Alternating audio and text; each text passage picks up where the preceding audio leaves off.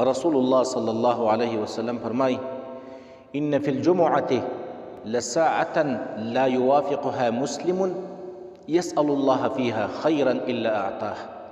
رسول الله صلی الله علیه وسلم فرمای د جمعې په ورځ باندې یو معمولی شان ټیم دی، د جمعې په ورځ کې یو معمولی شان ټیم دی، یو ساعت دی، یو ګنټه ده چې په هغې کې کم مسلمان څه د خیر دعا د ځان دپاره وکړي، څه خیر د ځان دپاره وغواړي، الا اعطاه، مگر الله پاک یې خامخا ورله ورکوي، الله یې هغه دعا خامخا قبلوي. څه شی چې د الله نه وغواړي الله یې ورله ورکوي. او دا ساعت کم یو ساعت دی د جمعې په ورځ باندې؟ نو دې کې دوه روایت دي.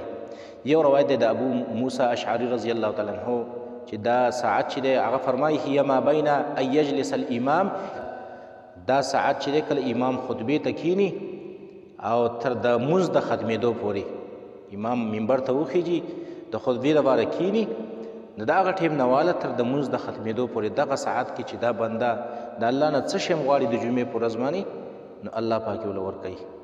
دغه دعا چې ده الله یې نه رد کوي. او دویم روایت داسې دی چې د جمعې په ورځ باندې 12 ګنټې دي، 12 ګنټې، او په دغه 12 ګنټو کې یو ګنټه داسې ده چې الله پاک پکې د بنده هره دعا قبلوي. نو هغه کومه ګنټه ده؟ فلتمسوها آخر ساعة بعد العصر.